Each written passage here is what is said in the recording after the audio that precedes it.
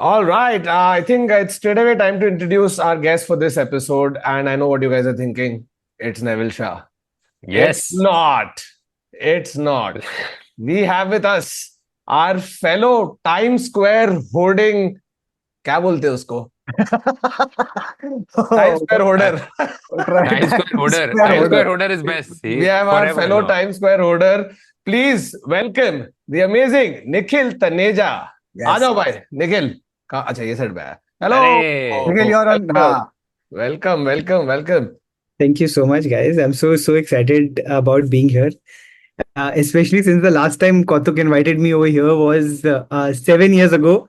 When God. you guys weren't called, you were called something else. You were called literally another Name. comedy group, and you can say it I was. You guys were called SNG. Yeah. I was working at Yashraj.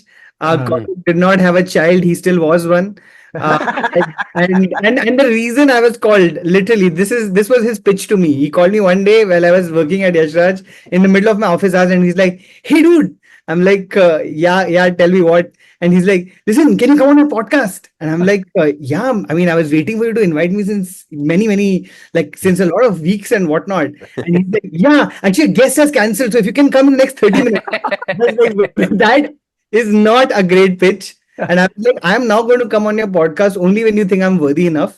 And it's only taken 7 years for me to be worthy for him to call me but again. Nikhil, can I tell you, unfortunately he has played a fast one on you. Our other guest was not available, Neville Shah. So yes, Of course. No. Nikhil, I must say, in my defense, I am if anything, I am very, very honest. Okay. I don't tell people things just for the sake of it. I will tell it to you as it is. Our guest cancelled. If you cancel on us and by chance we get Shah Rukh Khan on the episode tomorrow, he will tell Shah Rukh that Nikhil cancelled. That's why we're calling you, bro. Of course. That is the only reason why Shah Rukh Khan will deem to come. yeah, on this. He's been waiting. Shah Rukh, we have only 80 minutes. Can you make it? Listen, do you have time in the next 30 minutes? We just come over. Yeah, that's how it works. Awesome. But thank you so much, buddy, for coming. And before we start the episode, we do our intro. So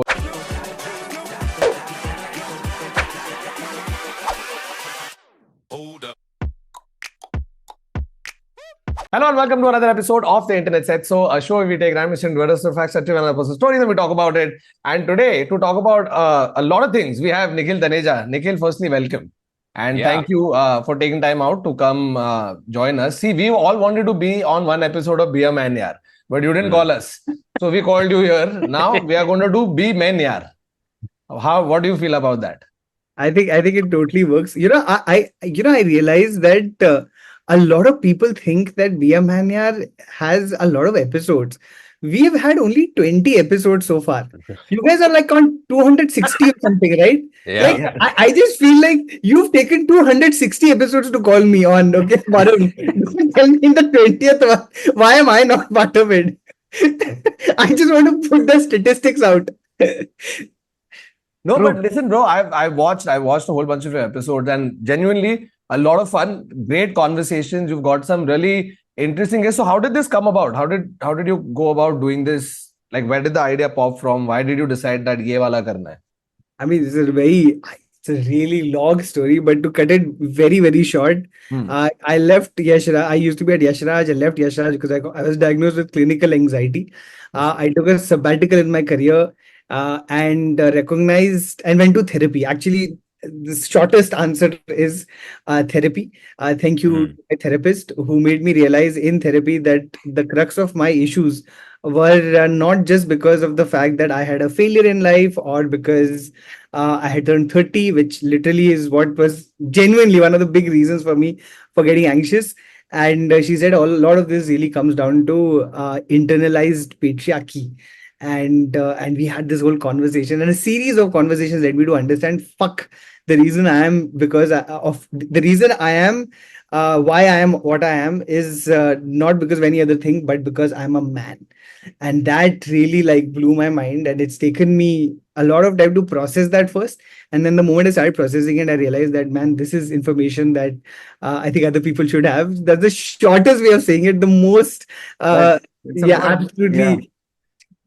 putting it all down, but there's been a lot of things that have happened over the years. A lot of it also really, I do a lot of stuff with students across the country. So we go across as Yuva to do these things called the Yuva Roadshow.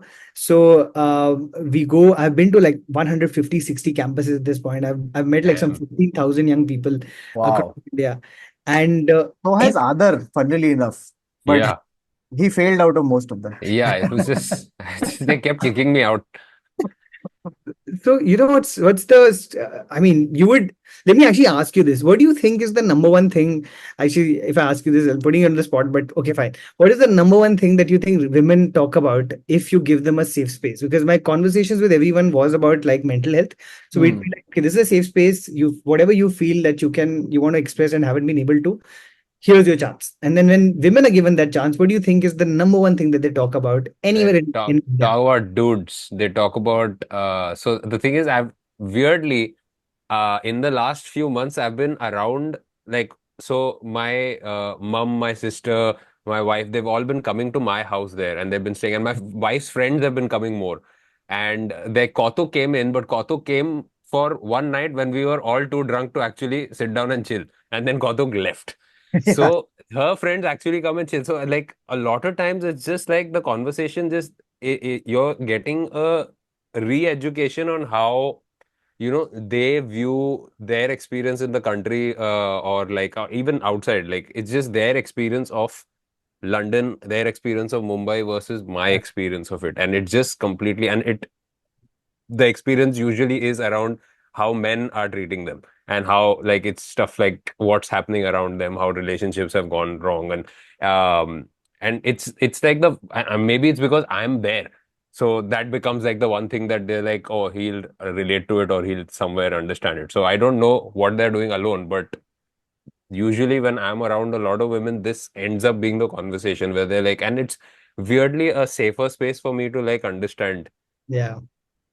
Well, I'm glad that it was a thoughtful answer, because had you given a funny answer, if I would have given you the reason after that, you would have felt really bad. So the number one thing that they speak about is harassment, right? Yeah. So yeah, so exactly. And I'm glad that you are also on the same page. And this is everywhere, whether it is girls' colleges, whether it is co-ed colleges, whether it is, I've been in engineering colleges where there are like 5 girls and there are 500 boys sitting over there, and the girl will still speak about harassment as the number one thing that bothers them, and that fucks with their mental health. So we are having a conversation not even on gender right now. Okay, it's about mental health, and the thing that they talk about mostly is harassment. Now, can you imagine what is and there are layers to this, but let me ask you, when men are given a safe space, what do you think they talk about?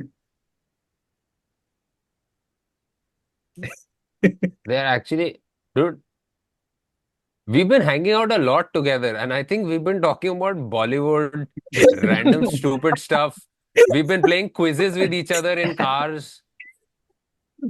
Okay, imagine now think you are 18 or 19 or 20. What do you think is the number one thing? If you're saying that, listen, you can talk about anything right now, there's a no judgment space. What do you think a boy talks about? Ideally, I think I'm assuming at 18, I think in my head it was all career. Oh shit, I gotta do something. I gotta do something. Career or how to get a girl. Yeah, career, or it'll be how to make money or how to get a girl. Yeah. If you're Not bad. So yeah, so a lot of it is that, in career also, it is not really career. It is that मुझे यहाँ क्यों भेज दिया मेरी mother ने, I didn't want to be like literally I have had boys at AIMS, AIMS saying that मुझे doctor नहीं बनना था, and breaking down and saying, I'm depressed right now. Why have my parents sent me here? And I'm like, man, if the doctors are depressed, what is that? That's not a good thing for any of us, right? So you have career. That is the way they talk about careers.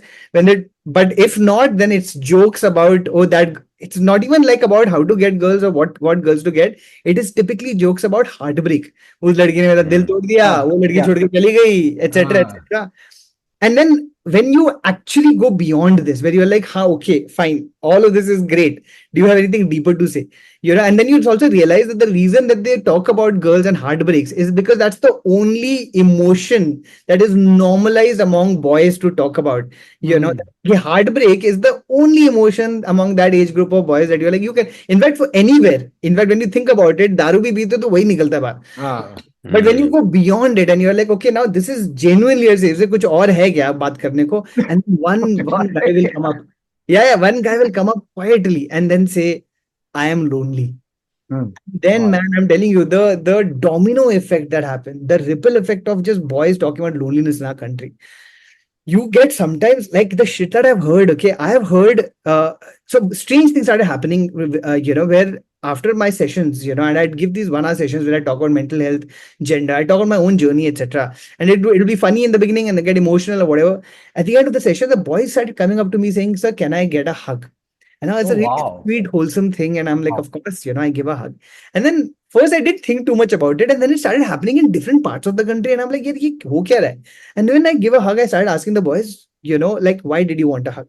And then I started hearing things like, nobody has given me a hug in my life before. I have never been told I love you by my parents before.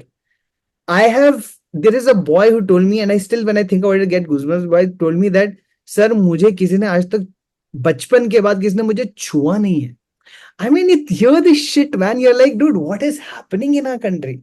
So again, that's when you start realizing that, okay, this is what I have gone through in many ways with my internalized understanding of masculinity. These young boys, we are fucking up our country by not having conversations about gender, not having conversations about love, empathy with young boys, right?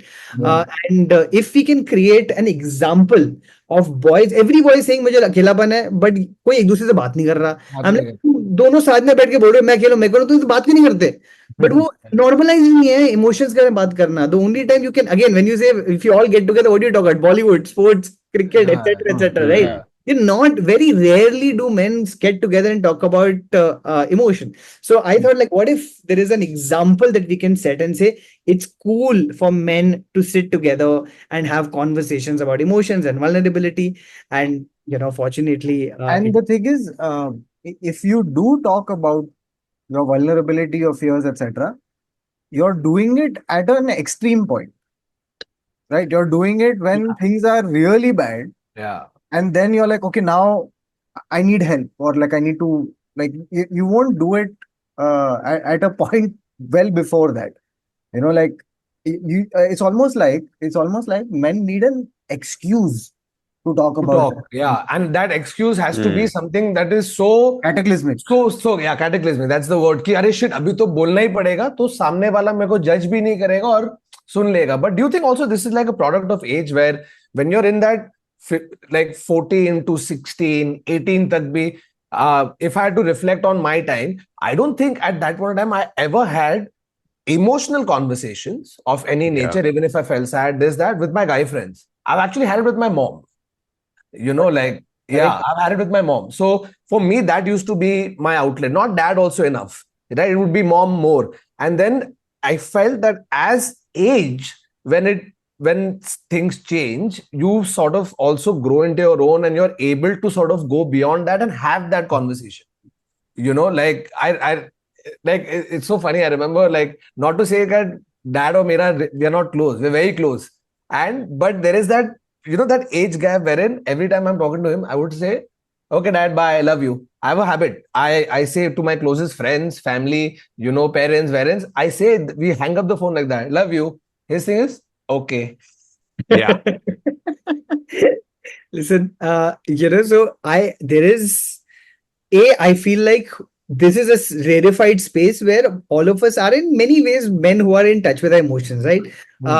That's also why we kind of talk so much, I suppose. But within this, I mean, outside of this space, I know so many people who struggle with saying, I love you. Yeah. That happens very often. Correct. Your dad, I'm going to tell you this one thing about my dad. Like, it happened so recently. And so my dad has over my entire life, like, he's never hugged me as such, right? And he's recently he's recently retired.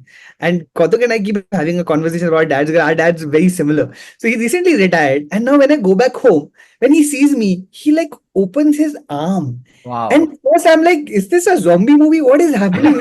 I don't know how to react. I'm like, what should I do?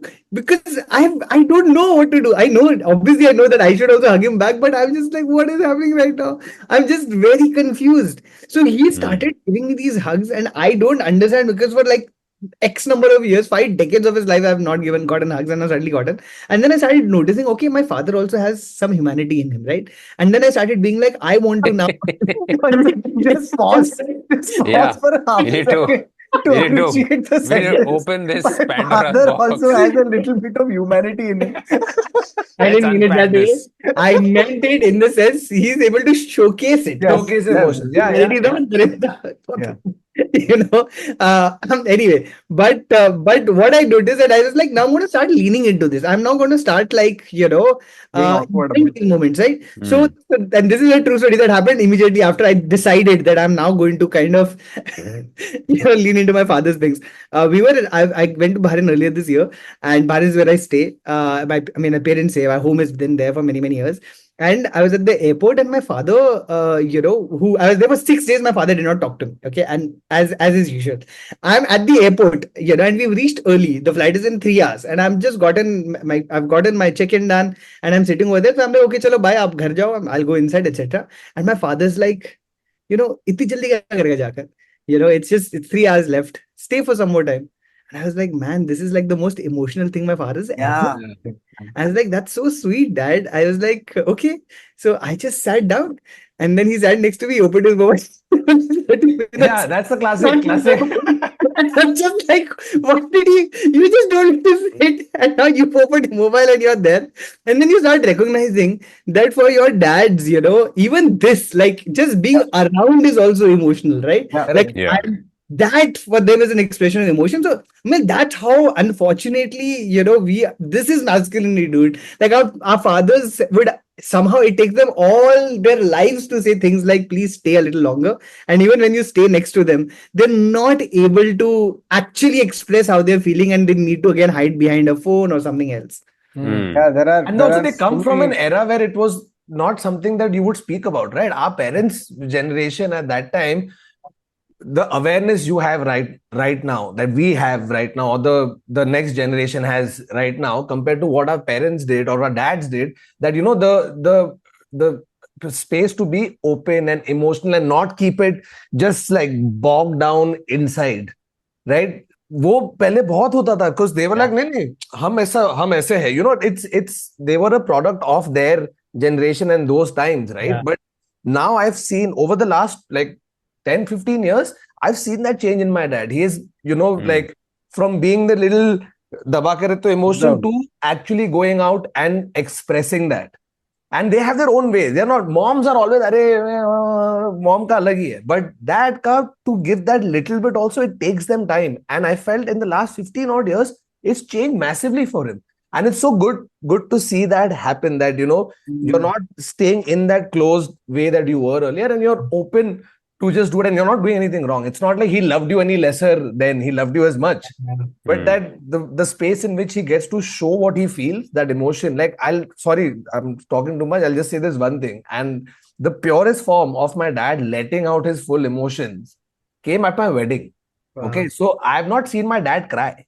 Like growing up, I never saw my dad cry, unless obviously there's been a death in the family or something like that. But otherwise, to just sit and just cry about some pressure that he has, he's never done. Because you have to be the strong person, don't show weakness and don't cry, because that is not what men do. So he should not do that.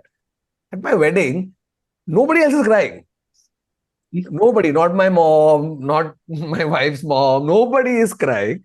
The only person crying is Thakur, my dad. And you can see his face just like, it's just, That's so sweet. he's trying to cry, and also, अरे मैं एकदम ज़्यादा भी नहीं रोना चाहता, so that in between phase, that is one of the most highlight moments of my wedding video. because you could see the amount of emotion that was there, how happy he was to see his family, his mother, son getting married, luckily married into a great family. Like there was so much love that even Milind Thakur pighal gaya, bhai, which was awesome to see. Like Yeah, that didn't happen at my wedding. Not even I was just going to, Nikhil, like you will find this I find this very amusing. So much like a lot of dads and sons, me and my father have not had like a very touchy-feely relationship, right? Immense love, all of that, yes, but we don't express it physically, right? Don't hug and all of that stuff. My dad has hugged me twice, okay, like properly, right? Once, wedding, right? What a moment, son is finally married, unbelievable. Somebody agreed.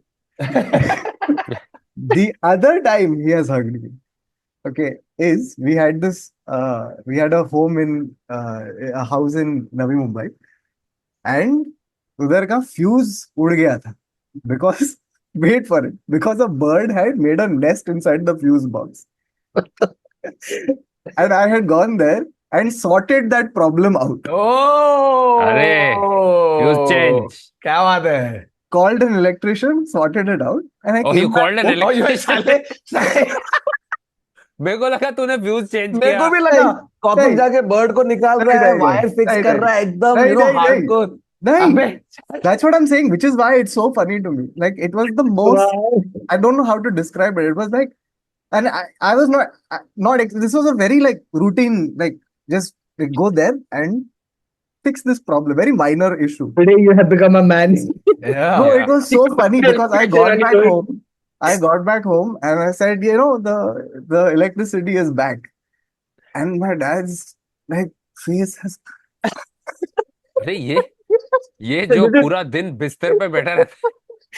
Listen, given the number of years I know Kautuk, I would have also hugged him if he had managed to do something like this on his own. He has done, hello Raju bhai, आके जरा ये fuse ठीक कर दो. That's the thing that I found very funny. That here's what I feel, right? The emotions that your father shows is like an iceberg, right? It's the physical manifestation is just the tip. There is this bigger chunk that is under the sea, right? Yeah, You don't know. Right? Something was happening that day. Something about our relationship has changed. Something has happened, right? And it has just come out as fuse box change.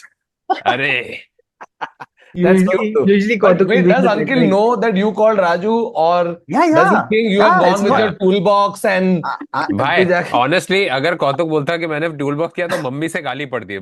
Father would be proud. Mummy तू fuse के साथ खेल रहा था.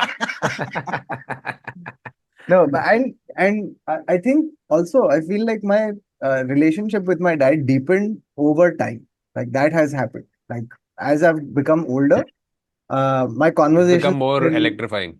Yeah, things have gotten more electrifying. Conversations, etc., have gotten like better and richer. And I feel like one part of it, and I think okay, this is like apart from just being a masculinity issue, conversation. It's also a father conversation, a parental conversation. It's that a lot of times, as parents, our fathers used to live in the world of men and the world of adult men. So they knew only how to have these transactional adult conversations. So even the relationship with kids used to be, they used to be mystified as to how to talk to children because they are not adults. So at 18, the first time I actually mentioned to my dad, because I was very confused at that time because I was jumping too many, like literally, wo jo tune bola, I was jumping college streams like a maniac because I just didn't know. I've jumped from science to commerce to then trying to understand how to do stage work and then going to comedy and then, oh, should I act? So the brain was short circuiting. The first time I admitted it to my dad, my brain short circuit, he started panicking. And in that, I was like, fuck, I should not bring this up ever again, because the panic that I saw in him, it's like my 19-year-old kid doesn't understand what to do with his life at 19. Just that panic made me backtrack like, oh shit, ये बात नहीं करने का भाई, और कुछ भी बोल सकते हो. But घूम फिर के parents, especially dad के साथ वही हो जाता ना conversation where you reach a stage where you have like proper emotional conversation if need be, right? But पहले वही था cricket, अरे भाई न्यूज में क्या चल रहा है आजकल, ये क्या होने वाला है यहाँ पर, ओ अबे सचिन ने मार दिए 100 रन, देवर, और अरे विस्की विस्की पियोगे भाई whisky, like I turned 18, first thing dad has done has gone and got me, hey, here's a whiskey bottle, you're 18 today, you know, like very, like that there were certain boxes in which these are the conversations you have with your son as a father, nothing else. So cricket हो गया है, politics भी हो गया, अच्छा अभी 18 हो गया तो here's a drink, okay, you know, now you're 18, I'm going to get you a bike, very like those typical 4 or 5 things you would end up speaking about, where now actually if I have a genuine issue, I go and talk to my dad also. It's not like I only have to talk to my mom or my wife. I can actually sit with my dad and have a proper deep conversation about issues that I'm feeling. Or if, like earlier, when say if parents are getting into a fight, right, then there is always that मेरी side की story कोई सुनता नहीं है, you know, like हाँ that used to be another thing that happened, because you were always conditioned, oh ठीक है mom का ये हो रहा है, डैड का complaint used to always be, y'all don't listen to me. Those conversations you would never have, where now it's slowly started happening, also not now but like over the last decade, so to speak. Yeah, I don't think, I mean, I haven't reached there. And again, not even for the lack of trying. I You're feel still on high by terms. I mean, I feel like, I feel like my dad has passed that stage where he understood how to make conversation with his children. I don't think I don't say this in a bad way, right? I just feel Yeah, like none of it is in a bad way, correct. he's it's over, like that stage of him trying to getting and having that understanding. And it's not that in that time he was like, having daru and chilling out and doing parties or gambling, right? He was working his ass off to raise. Yeah, exactly. He was making money for us, he was providing for us. My good memories of my dad, even today, like the sweetest thing is, if you look at his Twitter or Instagram, in fact, not Instagram, sorry, Twitter or LinkedIn. On his LinkedIn, there are only two kinds of posts. Either post about his achievements or post about my achievements. That's cute. It is very sweet, because he's fully self-obsessed about, like, okay, guess what else I have done today. Like, guess who else has rewarded me and whatever. And then everything else is like, guess what my son has done, guess what my son has done. And then of course my brothers also, Sagar's also. So it's just like achievements, everyone's. But it is, I see that, and it's really genuinely sweet. Every single time I go to him, he sits with me to show me comments of, like, here's the comments that I have got on the LinkedIn post when I reshared your achievement. So he'll be like, this person has told that, your son is doing good work. Congratulations. So I'm like, it's very sweet and endearing, but that is the scope of our conversation. I have tried very hard to have further conversations. I just feel like anytime anything gets vulnerable, he just switches off completely. For many years, given that my brother and I take therapy, and both of us have now benefited immensely from it, so we've been telling our dad, like, just try it once. One day, like, I think last year, 2 years ago, he's just like, okay. And then he went for one session. And then he came back from that session, closed his door, and after that, he's like, I'm never taking therapy ever again. Yeah. I was like, But, okay. but it's amazing that you got him to go. To go. Yeah. That's pretty amazing. Like, you have no idea that like, Yeah. meaning I've had this Now conversation. he takes Ayurvedic medicine, by the way, for like, if I have something going on inside me, Ayurveda, I'm like, okay, let it be. Yeah. Like, that's the Classic thing, dad. like, genuinely, I think for centuries, most men have just gone like, the feelings I have inside me are just gas. Yeah. So where I think Ayurveda comes Dad, from. I'm feeling very vulnerable. I don't know what to do. I throw myself Arey, in. eno It's pe, probably kaam this, pe yeah. chal. Yeah, it's the same medicine for gas as it is for anxiety. यही एक ही medicine है, यही ले लो, ठीक हो जाएगा सब. Yeah. But got to ask you this. I got to ask actually everyone here, right? Like growing up, right? I feel like when you're a boy, right? You just get you receive ideas of what it is to be a man, right? That's how, because you have no experience, you just are receiving stuff from media, from elder friends, brothers, etc. So things you see in society, and you're kind of cobbling it together, right? So what kind of ideas did you guys have growing up that now you look back and go like, yeah, that's how. So I have literally one video has surfaced from the 90s. which I remember watching a lot, and literally it's just this. It's Sanjay Dutt. I don't know if you guys have seen this. It's Love it. gone What viral a all great over again. start. Sanjay I Dutt for Hayward's 5000. Yeah. Sanjay Dutt with a black background and just going, guys, stop wearing pink shirts and this and that. Stop doing this. Real men are like this. And just the most obnoxious shit that you could say, which is just any form of like anything quote unquote feminine energy is, oh, Yeah. this is going to destroy you forever. Yeah. And I'm just watching that and it's like this aired a lot. And I remember watching this in between cricket matches and shit. Do you know, by the way, like that ad is like it's incomplete, the version that we see on digital. Like Oh. there's a full version of it where he says, "ऐसा नहीं बोलेगा." You know, दारू पीने का. Oh, It's literally that. so it's a Wow. flip. But No, that's it is him saying all of these hyper masculine 1 things. second. Nikhil, that is a comment on Sanjay Dutt. Yeah. The public have heard I it have and been like, believed हाँ it. ये तो बोलेगा भाई. Look, this is a big problem because the whole meme thing, out of context bullshit that has started happening. I see so many masculine quotes with, I can't believe any of them because I don't believe Bruce Lee said this at any given point of time. Like Bruce Lee का थोपड़ा डाला है, नीचे एक quote लिखा है, I don't believe this. So the thing again, the societal thing that for us to like see over here, which is the funny part of it, is that people have decided that only that first part of that ad is relevant. And that's what Yeah. they play. They've just cut out the second so that most people don't even know that there was a complete ad. This happened to a show that I've made. I made a show in Yashraj called Man's World, okay, in 2015.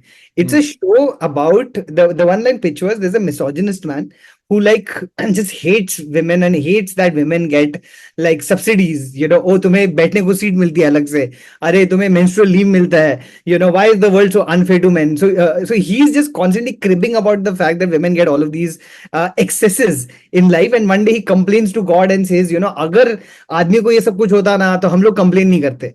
And then the world flips and you realize that men have become women, women have become men, and then he faces the same shit that women have faced, and he's like, oh fuck, right? And like he's out for a walk, and there are women eve teasing him, following him. Yeah. He goes to a police station, and then there is a female inspector looking at him and saying, obviously they'll follow you, what are you wearing, you know? So those kind of shit happens which you laugh about, but then you also get horrified saying, oh shit, this happens to women. Now the first episode of that show is obviously him being a misogynist to women.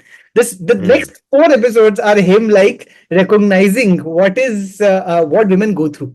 People have taken this clip goes viral to this date.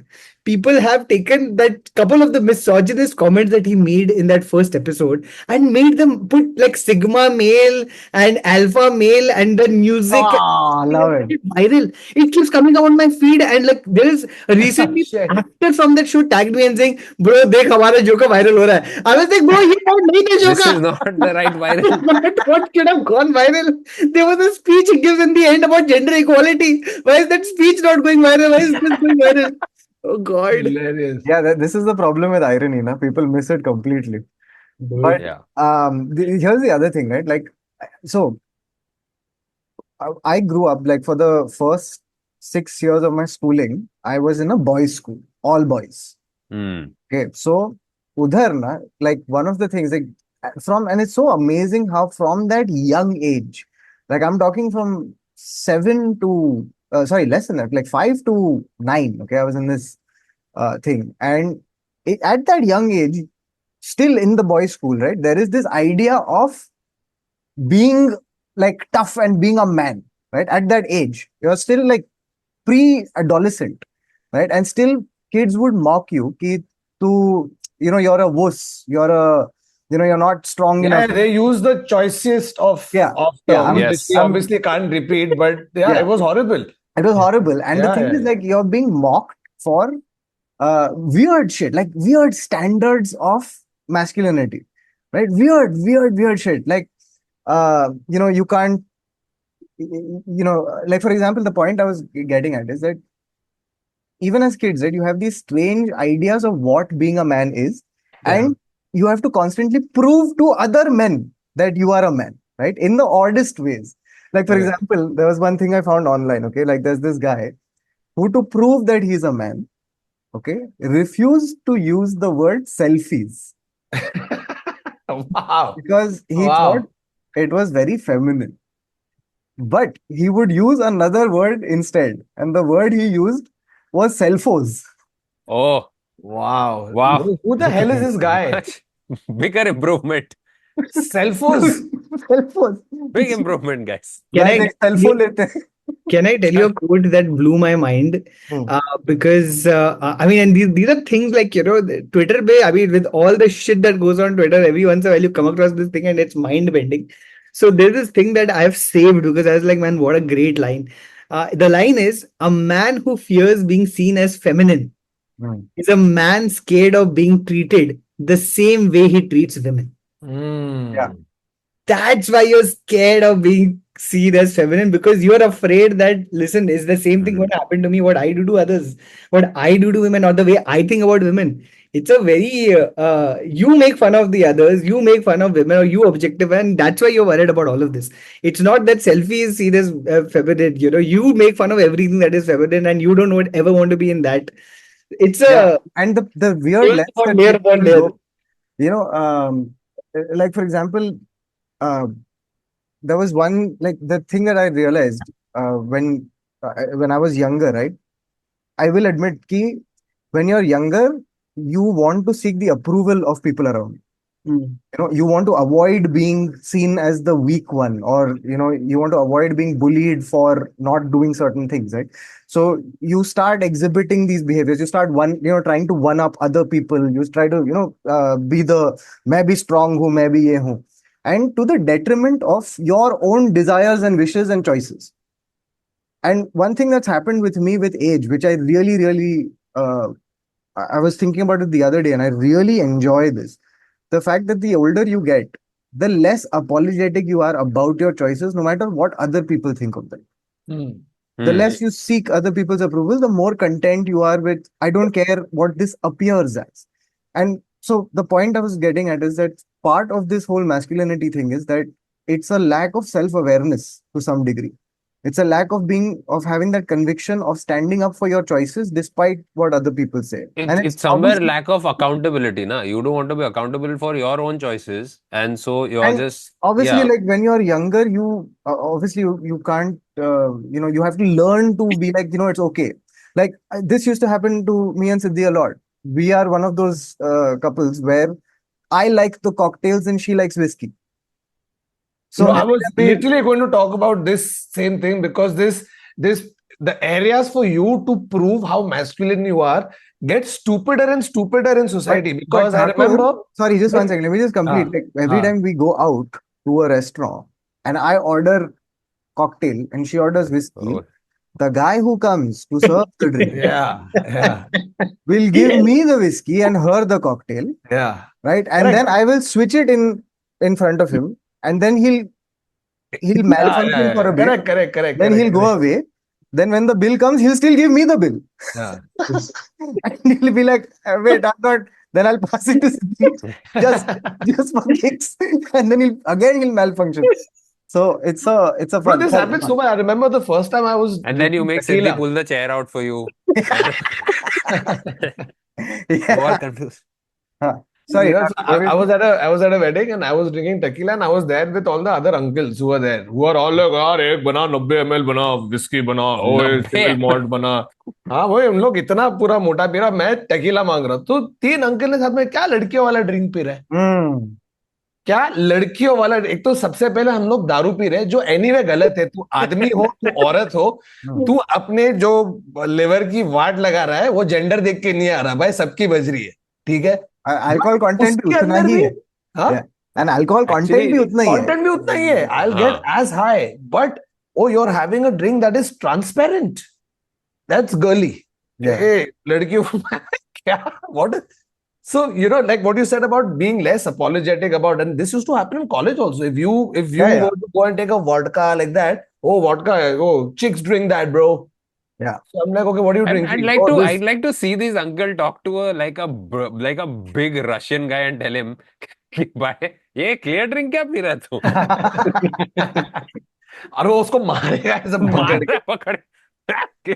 This, by the way, is another thing, right? Ki the link that is there, the strongest link that masculinity is equal to strength.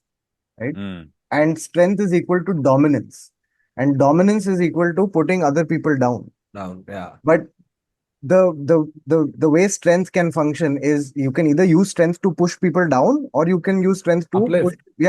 uplift people, right? Pull people up. And one of the definitions, like for example, listen to this, right? So there's a quote.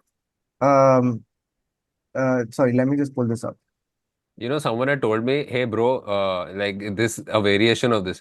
It's like always pull people up, don't push them up. Because when you're pulling them up, at least you're on top. You're all together. क्योंकि तूने उसका धक्का क्या दिया तो तू नीचे रह जाएगा. वो तेरे को वापस खींचेगा नहीं. Love it. So this is a quote, okay? It says, manliness consists not in bluff, bravado, or loneliness. It consists in daring to do the right thing and facing consequences, whether it is in matters social, political, or other. It consists in deeds, not words. Okay, and this is why Mahatma Gandhi. Okay, Wow. I and don't believe this. I have doubts. This is by Bruce Lee, actually. You know. Yeah. so, I think a And lion said the it. There was a conviction between lion. Kautuk is like, and this is by Mahatma Gandhi. no, the reason I said that, okay, the reason I said that in the way I said that was because when you think of alpha males, you don't think of the kind of, the image that Mahatma Gandhi was. Yeah, Like the stick thin, like he was just a guy with the right, with like courage is not defined by, ye hai Yeah. tu. Biceps. Yeah. It is the ability to act with conviction for the right thing, right? Yeah. Which like you don't like that, which is the other thing, right? In today's Andrew Tate universe that we live in, right? It is just dudes who are like jacked telling you what you should do. So, I have a story about all of this. This just reminds me of because you spoke about what masculinity and courage and alpha men. So my first understanding of masculinity, or my first experience in that sense, or confrontation of it, happened when I studied in a college called NIT Kurukshetra, okay, which is in Haryana. I have spent most of my life till that point in Bahrain, like fully sheltered as like I didn't know in my life that there is gender stereotypes as such. Of course, some of them were obviously inherently there, but we were in a very open society in that sense. My group of friends had girls, guys, everything. All of that was normal. And then I land up in NIT Kurukshetra. So this is what happens on my first day of college. I'm in a classroom, and the teacher says, asks everybody, talk about, give your name and tell where you're from. I say I'm from Bahrain. There's a girl who is like 2 or 3 roll numbers after me, and she says I'm from Dubai. And I'm like, hey, a girl from Dubai, I'm from Bahrain, we should be friends. So after the class, I go up to her and I'm like, I'm from Bahrain, you're from Dubai, we should exchange numbers. She's like, sure. She gives me her number, I take her number. And then there's a girl sitting next to her. I'm like, hey, I'm Nikhil. And she's like, whatever her name is. And she's like, I'm like, where are you from? Are you also from the Middle East? She's like, no, I'm from Faridabad. I said, okay, no problem. Like, we should totally stay in touch. I was for day one, I'm making friends. I give her number, take my number. The end, right? In the evening, I'm in my hostel room and I get a knock on my door. I open the door. And then there is this 7 Haryanvi dude standing there. Okay. And I'm like, hello, like, are you in the wrong room? And he's like, tu bond hai. I'm like, bond? First I'm thinking, Oh, like, bond hai, matlab, I'm thinking कि science class है, chemistry, क्या covalent? I'm trying to think कौन सा bond, क्या covalent bond? Covalent bond. मैं समझ गया. I'm like, bond है तू. they're all bonds, bro. Yeah, I was like, कौन सा बॉन्ड, काय का बॉन्ड? सर नहीं, मैं इंजीनियर, मैं कंप्यूटर वाले में हूँ, केमिस्ट्री वाले में नहीं. And he's like, अबे तू बॉन्ड गिरी कर रहा है. I was like, बॉन्ड गिरी क्या हो क्या रहा है? And then he had to explain first of all the insult that he had to me. तू जेम्स बॉन्ड है. I was like, मैं जेम्स बॉन्ड नहीं, मैं निखिल तनेजा हूँ. आपको गलत इन्फॉर्मेशन दी किसी ने. What is going on? And then he came to the James point. Bond would say this as well. I don't believe you. And then he came to the point where he's like, तूने लड़की का number मांगा कैसे? मांगा कैसे? लड़की से number मांगा कैसे? I was like, किस लड़की, क्या हुआ? He's like, तेरी मजाल कैसे, औकात कैसे हुई तेरी लड़की से नंबर मांगने की? And then I'm confused at this point of time, who's he talking about? And then the other sidekicks and like the allies of the main Haryana dude are just like, तेरे को पता है तेरी भाभी है वो? I was like, Oh. like sir नहीं मुझे कुछ नहीं पता था. अबे इसकी बंदी है वो. I was like, sorry sir, sorry मेरे को नहीं पता था.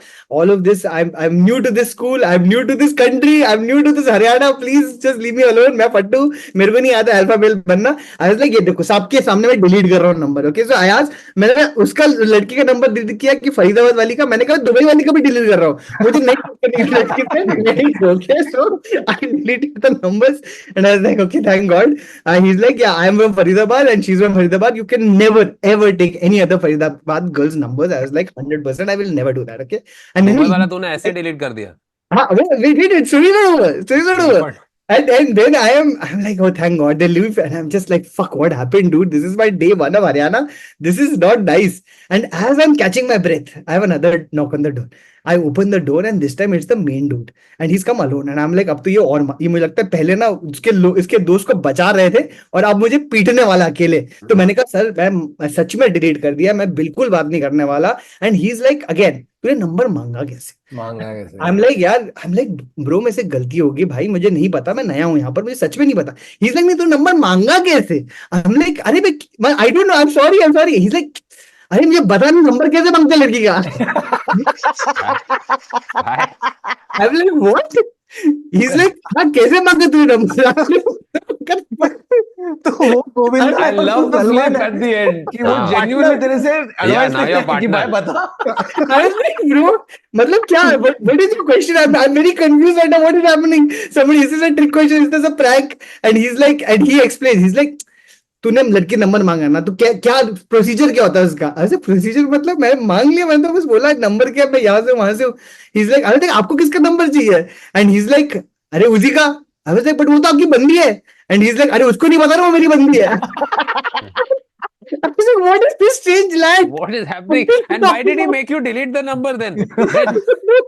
And I was like, sir, what is? I am so confused. He's like, तू मेरे को बस बता कि नंबर कैसे मांगते लड़की का. And I'm telling you, that was from that day onwards, I became a confidant of the Haryanvis.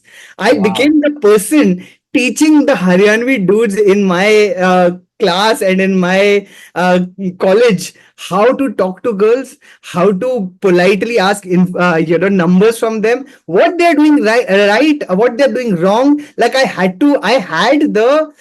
was given the privilege of calling them out and saying लड़की को गाली देना बुरी बात है. अरे भाई. Like, अच्छा ऐसा क्यों? And I'd explain to them why. क्यों बुरी I बात? love the cue. I love the Yeah. cue. क्यों ऐसे क्यों?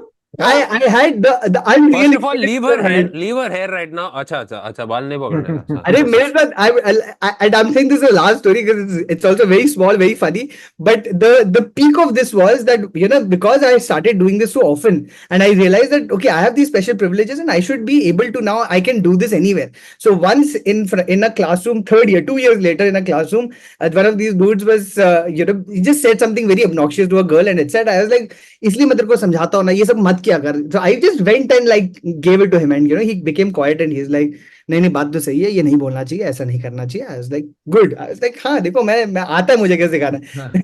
Evening again he came and he's like भोसड़ी के तेरे को जो बोलना है ना ठीक से बोल, अगली बात तूने किसी के सामने बोला ना वही डर दूंगा तुझे. Point, good point, well taken. He's like अकेले में बोल, सबके सामने भी नहीं बोलने का. I was like क्या लेकिन तू सबके सामने बकचोदी कर रहा है. done. You're right sir, you're right. What a timeless lesson in leadership that is. Yeah, bro. Superb. No, but I think that taking forward from this specific incident of yours, I think that's why it becomes paramount that from a young age, you are exposed to the other sex. There is interaction that has happened because I come from a boys' school, okay? But somehow I was lucky enough that I was exposed to girls, whether in my building, tuition, wherever, where I was exposed to not girls. like you've grown up in a... I was exposed to girls. Yeah, I mean, you know what I'm trying to say, right? Because a lot of the guys in boys' school end up growing in that silo that you have, that manosphere where you are not exposed to the other sex in any way, shape or form. So तुम लोग का interaction ही नहीं हुआ, तो तुमको लगता है कि मैं ये वे में behave करूंगा ना तो चलता है भाई, because चार और लौंडे बोले अरे हाँ भाई कोई प्रॉब्लम नहीं, सही है. You know, There used to be like guys I knew in my school who used to pride themselves in not talking to girls. yeah, it was so Yeah. weird. कि मैं तो नहीं बात करता मैं नहीं, ये तुम लोग करते हो, तू जाके लड़कियों के साथ लड़की बन, लड़कियों के साथ लड़की बन तू, Yeah. मैं नहीं बात, भाई ये क्या लॉजिक है भाई? Yeah. Dude, And I think from a young age, right? If in the school, like I'm totally against non-co-ed schools. I feel from a young age, I personally feel if you are used to seeing, I have seen the difference in my friends' kids who are, and just the way these 3, 4, 5-year-olds also are with the girl, like their behavior, and it makes so much of a difference. Yeah. That there's that comfortable being with the opposite sex. So- No, so meko kya, up till 4th standard, I was in a boys' school. And then 5th standard, which is secondary, when actual, like your hormones are kicking in, suddenly the jhatka came in and I'm in a co-ed school. So at this point, my brain has just, and nobody's explained this to me. I had no idea. I thought I was going from my school and I assumed that this is how schools are. क्योंकि मेरी बहन भी co-ed में, convent में जाती थी, मैं भी convent में. Suddenly, this whole thing has happened and I don't know how to talk to other human beings, and I just shut down for a good 2 years where I just didn't know how to talk to human beings anymore. Dude, so this is a very interesting thing. So recently in the Times of India, in the Sunday Times, they had done this special feature on the pickup artist industry that has taken root in India. Okay. So it used to be there abroad. Now it's come to India as well. And this is literally, do you want a partner? Do you want a partner? Okay. Partner. Kalona. So there's dudes teaching men how to approach this, and the thing is, what the pickup artist industry does is how to pull a woman, right? It is not approach, it is pull. Or as they called it in Kalona, 7 din ladki in. 7 din ladki. Remember that? Correct. That was a 6 din ladki in, something like that. Yeah. So it's exactly that. So they're teaching men how to do this, and I feel like one of the reasons for this is that, right? One is that we do this weird, amazing thing in our country where you are not allowed to think of love, romance, sex, anything. Like no conversations are had about this until one day you are expected to just marry somebody and do love, romance, sex. Right? There's so many videos I've seen where That's so true, Kautuk. this one, a parent discovers boyfriend in girl's apartment or discovers girl in boy's apartment or maar rahe hain usko. And there was one news article which I read. Parents discover boyfriend in girl's apartment, beat him with shoes and get them married. Yeah. Within 2 hours. Exactly. मार के फिर उनका शादी forcefully भी करा दिया. तो मारा क्यों फिर अगर that was the end goal? I remember these two specific moments which like confounded me about my mother's relationship with me, right? One happened in like, 9th or 8th standard where I was on the phone with a girl. And, this was at the time where, you had cordless phones. I don't know if all the people listening would be like, what is cordless phone? But they were these mobile devices It's before the same mobile as your devices. phone, except What if mobile was bigger and you paid lesser and it only had a range of 10 meters? एक छोटा सा antenna होता था जो ऐसे 2 centimetre बाहर आता था, 2 सेंटीमीटर अंदर जाता था. So we had two phones in the same house. So, and as you would imagine, like I am talking on one phone thinking like, मैं तो मस्त बात कर रहा हूँ लड़के के साथ. And my mother is listening on the other phone, full conversation. And I remember distinctly 8th standard, she's coming and telling me, it's not nice. You cannot be talking to me behind my back. It is not. I'm like, okay. Talk in front of me. Do it. You cannot be doing this. लड़की से ऐसे बात नहीं करते, etc. And I'm like, okay, I will not do it. And this is clearly wrong. And then suddenly I'm in 11th standard and I'm 16 years old. And my mother is like, so do you have a girlfriend? No. I was like, why not? उसके लड़के उसकी girlfriend बन गई, तुम्हारी क्यों नहीं बन रही? I'm like, आप 2 साल पहले आप बोलते लड़के से बात मत कर, 2 साल बाद आप कहते तेरी गर्लफ्रेंड की नहीं बोलती, something wrong with you. I'm like, what is this parenting? And this happens literally to most, and I'm the extreme example of still a cool parent. But when you think about it, most of our country's parents are like that. For the longest time, they're telling their children like, don't talk to the opposite sex, don't talk to the other gender. And then one day they're just like, but why are you not getting married? Why are you not finding a girl? Why are you not having babies with somebody? And like it stunts your ability. Like it sort of one thing that becomes very odd is when you have this weird thing from your parents, right? You don't talk to the opposite sex. It kind of stigmatizes it. It makes it seem like it's something wrong that you're doing, right? So then as you age into your 20s, right, suddenly now you have to also get rid of that stuff, right? And then learn how to talk to the opposite sex, right? And it feels like some Herculean thing, whereas it should just literally be that, Should be hey, normal, Yeah. like, and which another is where human it comes being. from. If you are in proximity with them in your school, etc., you learn a lot of things beforehand. Okay, when I say a lot of things, I don't mean, I'm saying just like that empathy that you need to have to the opposite sex, I think gets ingrained very early on in school, and I think it really helps. In fact, you're talking about mom, right? My first ever breakup that I remember I had. Okay, I was 13, 14 years old. And I remember we broke up and I was really sad. मैं अकेले अपने room में बैठा and I'm just crying. Okay, very faintly. I remember that. And mom happened to, she crossed my room to go to the washroom. While going, she just saw. And then she's like, "Are you okay?" And suddenly I'm like, "Oh shit, mom. Oh, I'm not supposed to tell her." And then she literally came, sat me down, asked me what happened. And वो दिन मैं सीधा खुल गया. Wow. I just told her, I said, "Mom, XYZ and we broke up." And in my head, you're like, shit, yeah, you're telling your mom for the first time you were dating somebody. But what we were 13, 14 What years, kind of a kya weird dating hai? name is Jo bhi, XYZ, dude? Her parents rented her or what? She is Elon Musk's daughter. XYZ. No, I don't want to take a name, right? So, and I remember she actually hugged me, asked me Sweet, what man. happened, and for me that day, I'm like, fuck, I have such a cool mom. Yeah, that's I- really sweet. I have such a cool mom, and it's a privilege because you're right. There are not so many of my other friends have never been able to Never talk been to able their to. parents about, अरे, I spoke to this girl, so hey, बता मत, हाँ, के सामने कुछ मत बोल. And then after they're 22 or something, exactly what you guys said. अरे, तेरी गर्लफ्रेंड नहीं है, and you're like, भाई तुमने पिछले पूरा 15 साल बोला बात मत कर, फोन लाइन काट दिया. So, and on the other side, when this has happened to me, bro, I've had such an open relationship then after that with my parents that any time अगर कुछ मेरा breakup wake up हुआ, मैं sad हूँ, I can't talk to my guy friends, I would talk to my parents about it. but my And dad, it helped me so much as a person. I remember this thing, like talking about like telling your parents about love and all, right? Oh man, it's so here's what happened. Okay, so it was my first relationship. Okay, and as per usual, because first relationship, I have not told parents, right, about it before it started.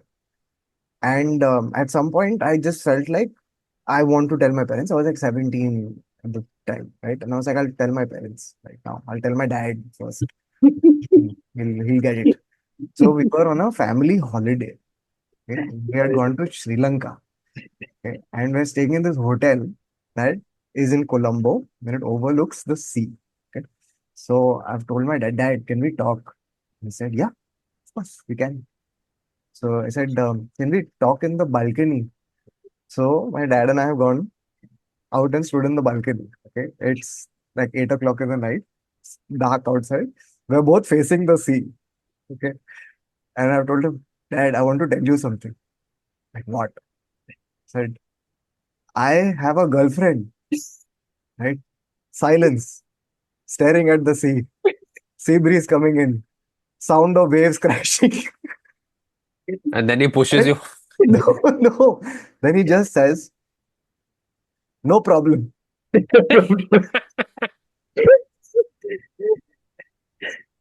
Just be a gentleman. Wow, that's great. This is good. What a great That's one line really If it, nice. if it had stopped That's at it. no problem, that was well saved, uncle. Wow, that's a good one, though. But what a great one line Wow. straight. Yes. He's told you so much Yeah. by Fuck. just telling you one thing.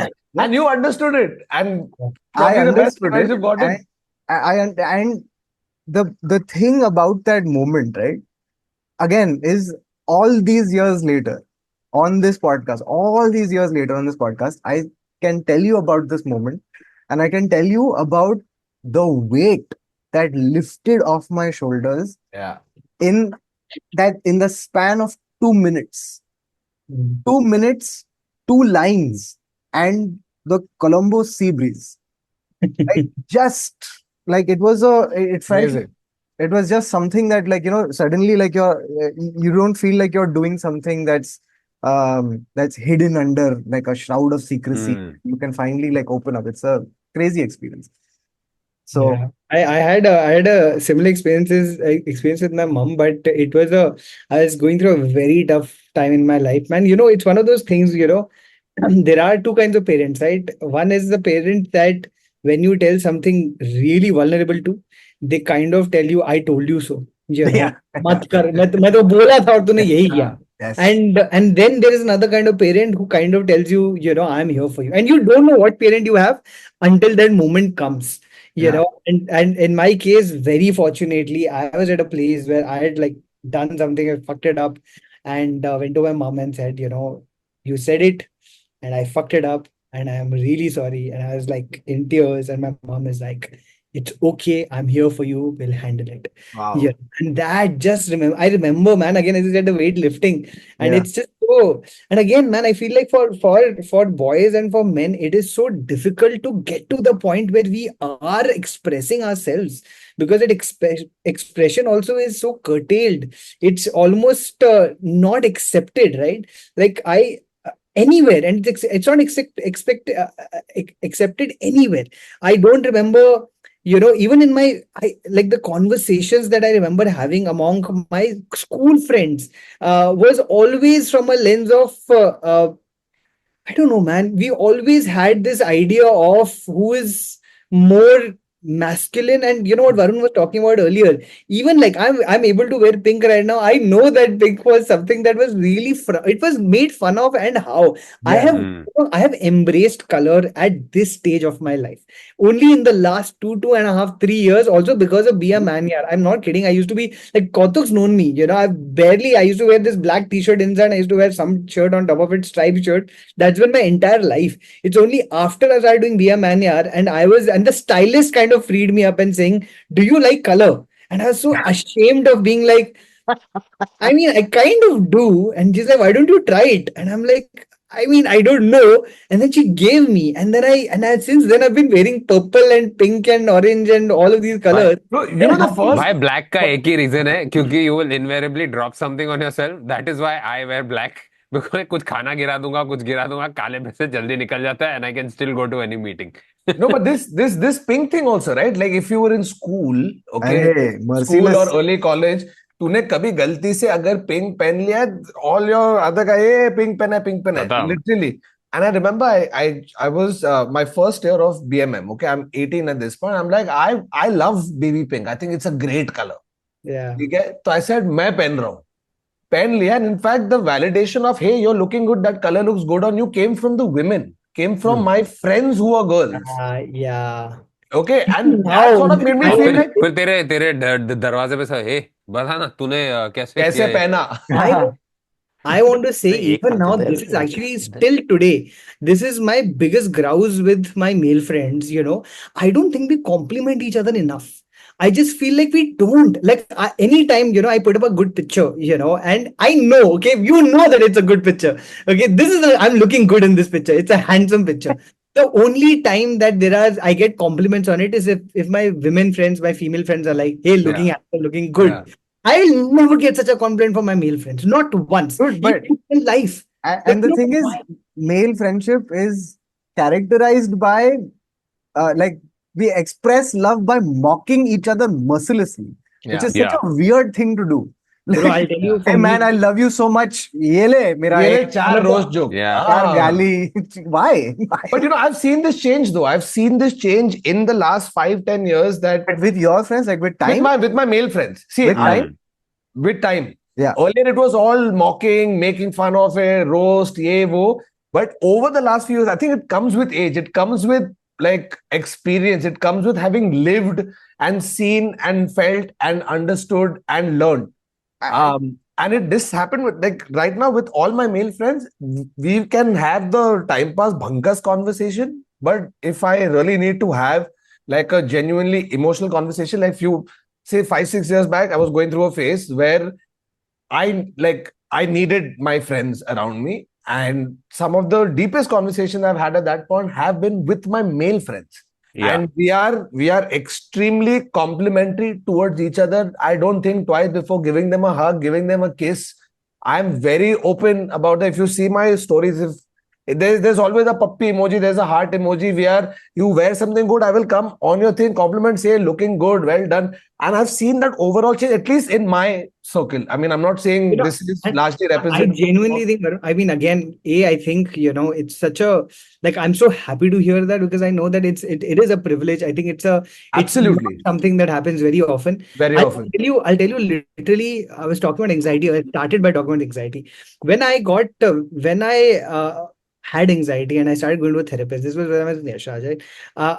There was, it took me some time to actually speak about it, because obviously it's so hard to kind of, as again, you don't see examples of men going through this. You don't know if this is It's okay. admitting to some kind of weakness, which Yeah, is it's not just weakness. It's like, I remember I couldn't go for therapy for the longest time, because for me, I thought that it meant agreeing that there's something not right with me, that there's something exactly. broken. That's what I meant. Like, Yeah. So for me, it was almost a sign of like, but I am not broken. My life is yeah, good, yeah.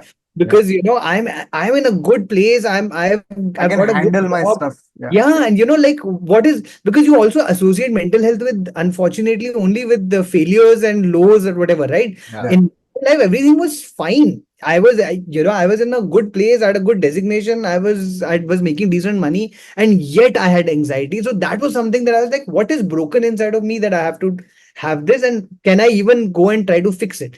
And fixing it would mean, would actually prove that there was something broken that needs fixing. But somehow overcame that, went to therapy, started therapy, etc., etc. And now took me some time to put it out in the world, and I felt like I needed to, because my entire social media till that time was, look how amazing my life is, look what award I've gotten, look my show has done well, etc., etc. So I remember the day that I put out this post on anxiety, and I mean, it went kind at that point of time on Twitter, Facebook, got shared a lot. In fact, I remember, because you're all comics, Biswa Kalyan Rath had shared it at that point of time, saying, "Man, can't believe someone's actually a man's talking about anxiety." And he was very sweet. He sent me a message as well at that point of time, and so many others. Pritish Nandi shared it. All kinds of men across, and are saying that how rare to see a man talking of anxiety, and the thing that for me that was like insane to me was not just the fact that I got some 200 to 50 messages from men across. Okay, there was a guy I used to work with in my office. Okay, almost every second day, third day, we would meet, we chat, we become really deep friends. He came up to me and said, "You also have anxiety." I was like, "Wait, you also have anxiety?" He's like, "Yeah, are you taking therapy? I mean, you also go to therapist." He's like, "Yeah, you're also going to therapist." We've been chatting every single day. And We never once spoke. friends. We hung so often, and not once did we tell each other that we had anxiety. And forget that, not once did we notice among each other. I know how hard it was for me to put up the facade of not having anxiety, and I would imagine it's the same with him. And we were like, "How the fuck, man? We are like, we are 30, we're in our like early 30s at that time. What is wrong with this? Why could we not just as friends tell each other that we are going through this?" It's Dude, taken me. I've taken 18 years. Like friends I've known 18 years. And in the last 4, 5 years after lockdown is when we actually started talking about stuff that is bothering us. Yeah, Yeah. 18-year-old friendships. damn. It's insane. It took that long to like actually have this just a normal conversation about, hey, this is bothering me. And it could be something trivial, but it just being able to say that to another guy without having a problem or having a joke or whatever and being safe. One thing to kind of add on to Nikhil's point about giving compliments, right? Is like, I feel like a compliment, you can like it comes with like the best compliments, right? They come from this place of sincerity. And to be sincere, right? Especially in today's day and age, like, is a very um it's people don't do it very quickly, and they don't do it very often. And it's very easy to mock it, because Hmm. it's so earnest, and it's so like, I'm just saying what I actually feel. And it's odd that saying what you actually feel is the one thing that is the hardest to do, right? Like, But that started happening with films also. If you look at a lot of the Hollywood films, if you look at a lot of Marvel stuff now, what was happening is one thing that was the difference between a Black Panther versus any other movie that you're looking at. It's like if there's a touching moment, it has to be followed up by a joke. By a Or joke. or it's like you say something Ah, sincere damn. and then it's like, Yeah. oh, that was mushy, wasn't it? That was mushy. That was pretty mushy. Hmm. It's always that. And then Black Panther came in So and it was true. just super sincere. The effects Yeah. weren't the perfect thing. It was, but everybody in that movie was just being Yeah. sincere. And can I tell you, like, to kind of just ride off that point, That's so true, Adar. Yeah, fuck that. So, yeah, well said. with me, what used to happen was I was always a sentiment. I am always. I've this is one of those things that I've now accepted about myself completely. That I'm a sentimental person. I'm a fundamentally Uh-huh. sentimental person. And earlier, I would hide it because it's very easy to mock that kind of person, right? So what would end up happening was I would hang out with my friends, and then once I was 2 3 drinks down, I would be that guy, bro. I love you, bro. This is true. I can vouch for Kautuk. I was Drunk the Kautuk. bro, I love you, bro. Right? I was that guy. So, but I needed the excuse of alcohol to be sincere, right? कि अरे bro, वो तो मैं दारू पिया था तो चलता है, right? But so now I will openly just tell people that, bro, I'm a sentimental person and this is what I actually think about. It's taken me so much time for our friendship for me to kind of Yeah, be sincere in giving you a compliment. Like, yeah, yeah. so for context, Kautuk was my intern. Like, I was at MTV and Kautuk was my first ever, you were first ever intern in life. Okay, and my his name on my phone still says Kautuk intern, and I don't want to change it at this point You of time. can't. You Actually, can't. for sentimental reasons, because I'm like, this is just precious to me. So one thing that we should talk about is this, right? Like we get a lot of our ideas of masculinity from the media we consume, right?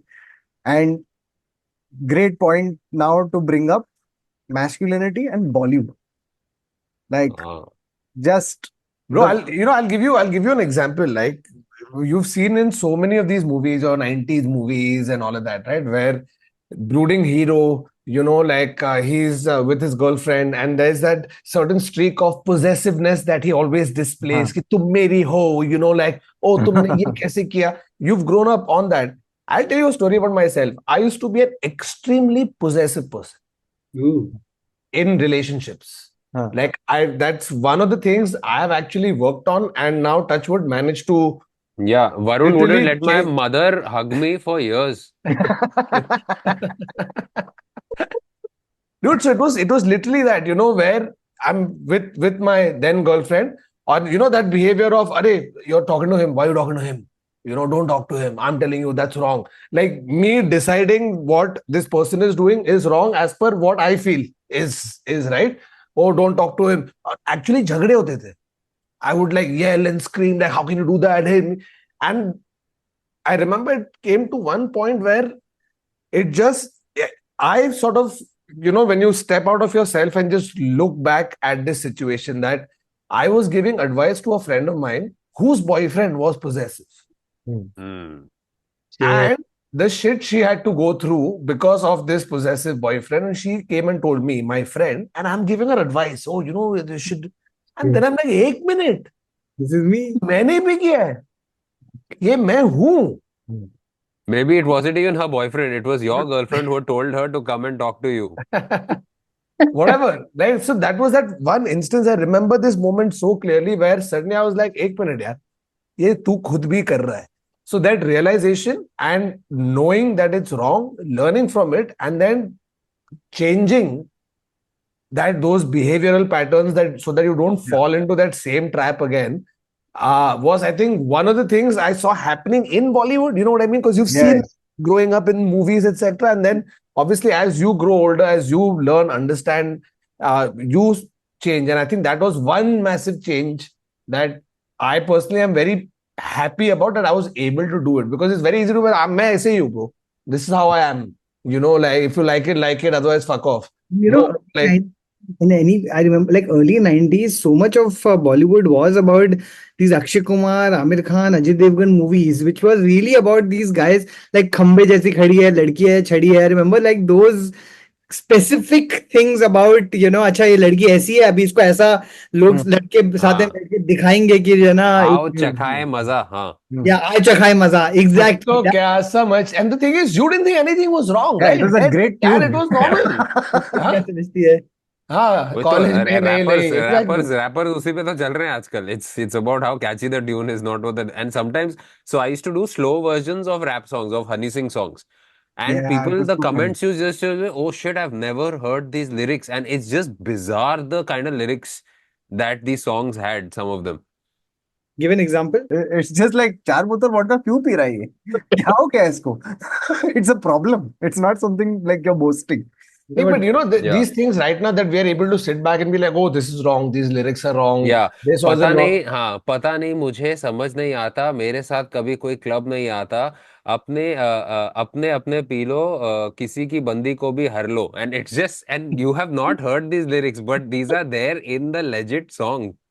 But this is the male loneliness epidemic, no? This is it right there. अपने अपने देख लो, जो करना है करो, whatever is. हाँ, You guys, we're all alone. We here alone, die alone. My God. Abhi, I actually like, I actually really feel sad that this is like somewhere I read this wonderful line, right? The male loneliness epidemic is not about, being single. It's not about women. It's actually about being friendless. It's actually about men not being able to make friends. And that's where the loneliness really comes from. Everybody's made it about women because that becomes the easiest villain is, feminism. Easiest villain is, oh, it is the women because of him, which we are. yeah, that's what's keeping you back. That's why your Yeah. career is not going that great. You need to be with your guys. You need to isolate. You need to do this shit. It's the Kautuk was talking about the lion. Everybody like the lion phenomenon. It's the kind of stuff. And I These found this one quote. alpha male quotes, they're always accompanied by these And I images. found a gem. I found Yeah. a gem, Kautuk. It's yeah, a ऐसा. lion runs the fastest when he's hungry. Is it Salman Salman Khan. Salman Khan. It just says Salman. I doubt Salman Khan has said this. Salman Khan cannot tweet this. The I fact love that that. it has no spelling mistakes, no random full Anymore. stops in the middle of it. I think he stopped retired from talking about animals. Yeah. But A speaking fun of fact, animals, how a deer escapes a lion. Most deers escape lions by farting on their face while they're running from them. what? This is a true fact that I found. That's Most crazy. deers. That's the one fact for this episode, guys. Yeah, guys. I don't think the deer is doing it voluntarily. I think deer की इतनी हाँ, फट जाती है कि यार just ओए a भाई boost. भाग रहा है और लायन कर रहा है बोले क्या चल रहा है यार ये डियर लोग को कुछ करना पड़ेगा चल खा लेता हूँ. But I want to talk about, because we're talking about Bollywood, I'll tell you how Bollywood ruined my life. Not ruined my life, but at least in many ways made me believe in a certain version of what romance is. Was for me, Karan Johar, Shah Rukh Khan, like I grew up in that era, right? Kuch Kuch Hota Hai, DDLJ, etc., etc. And for some reason, I hit my teenage years at the time Kuch Kuch Hota had come, and there was this dialogue called "हम एक बार जीते हैं, एक बार मरते हैं, शादी प्यार प्यार भी एक ही बार होता है." Now, for some reason, even though within कुछ कुछ होता है उसको दो बार प्यार हो रहा है, मेरे दिमाग में पड़ गया था कि एक ही बार प्यार होता है. Correct. I'm telling you, like for me, I had the hardest time, getting over my first breakup. 2.5 years, okay, teenage, like after I was in a teenage relationship from 16, 17, and then till like 19 and a half, I could not get over this one girl because मेरे दिमाग में चलता रहता नहीं यार प्यार तो एक ही बार होता है. शाहरुख खान ने बोला है, करण जौहर ने लिखा है, सही होता होगा. एंड दिमाग में ऐसे मेरा, because you would see that even in like दिल तो पागल है, ऑल ऑफ दीज लाइंस हम एक दूसरे के वास्ते, you had entire cinema that was built around loyalty and love, and that if you find that one girl you can never let her go. And like while it in a romantic way, but the lines that were said and this impression that it all gave us, that, and I feel like so much of that, when you look at, sometimes I look at the violence, Dar of course was a version of that was also shown, that when it goes into obsession, but a lot of the that actually happens comes from this idea yaar ki hum ek bari, like if I've loved a girl then that's it, That was about that. Ae Dil Hai Mushkil has been about that. All of that is about unrequited love ki ab mujhe pyar ho gaya, up it's your thing to deal with, it's not me to get over. If love with you. You have to figure out how you have to fall in love with me, not that I have to figure out how to fall out of love if you're not interested.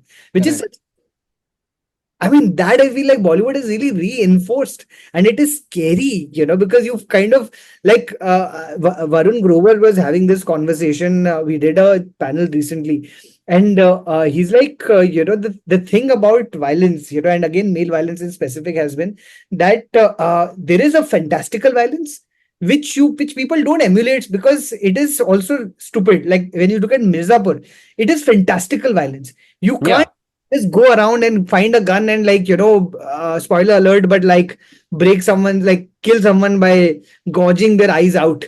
That's not something that you Hey, speak for yourself, Nikhil. All right. So typically you're not somebody who's going to do that, right?